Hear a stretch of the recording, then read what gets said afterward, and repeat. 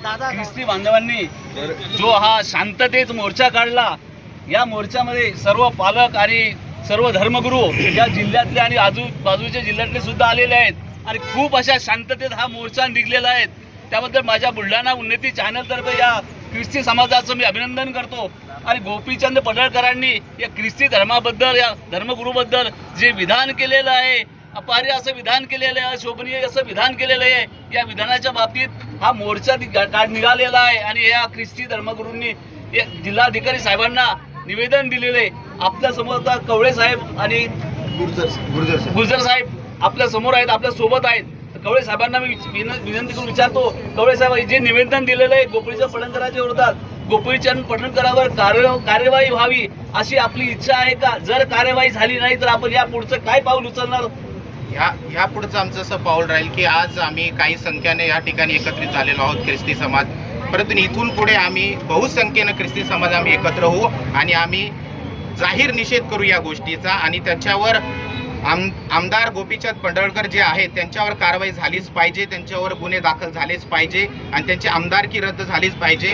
त्यांनी कालसुद्धा विधानसभेमध्ये त्या ठिकाणी त्यांनी प्रार्थना स्थळं तोडण्याचा त्यांनी त्या ठिकाणी उल्लेख केला आणि त्यांनी पुन्हा काही अशा गोष्टी सांगितल्या की जे वक्तव्य त्यांचं चांगलं नाही आहे, तर त्यांनी त्यांचे जे स्टेटमेंट आहे त्यांनी ते वापस घ्यावं हीच आमची सरकारला विनंती आहे। हे होते दिलीप भाऊ कवळे सर, आपण बोला। आज ह्या ठिकाणी एक निषेध मोर्चा करण्याकरता सर्व ख्रिस्ती बांधव एकत्र आलेले आहेत। ख्रिस्ती समाज हा शांतताप्रिय समाज आहे, येशू ख्रिस्तावर विश्वास ठेवणारा हा समाज आहे, एकच देव मानणारा हा समाज आहे। आणि जर आम्ही त्या ख्रिस्ताचे लेकरं आहोत, जर आम्ही शांत आहोत म्हणून कोणी उठायचं, कोणी काही बोलायचं, कोणी सुपाऱ्या द्यायच्या इथपर्यंत तरी आम्ही बांगड्या घातलेल्या नाहीत।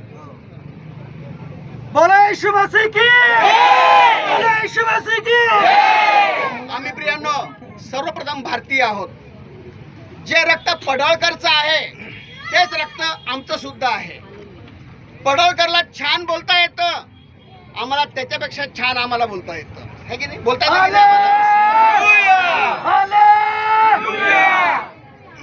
पडळकर साहेबाला ह्या ख्रिस्ती समाजातर्फे मी एक विनंती करू इच्छितो की पडळकर साहेब, ह्यानंतर ख्रिस्ती धर्मगुरूबद्दल, ख्रिस्ती धर्माबद्दल, ख्रिस्ती माणसाबद्दल जर तुम्ही कोणचं वक्तव्य जर कराल, वाईट वक्तव्य जर कराल, तर जे रक्त तुमचं गरम आहे त्याच्यापेक्षा डबल रक्त आमचंही गरम आहे।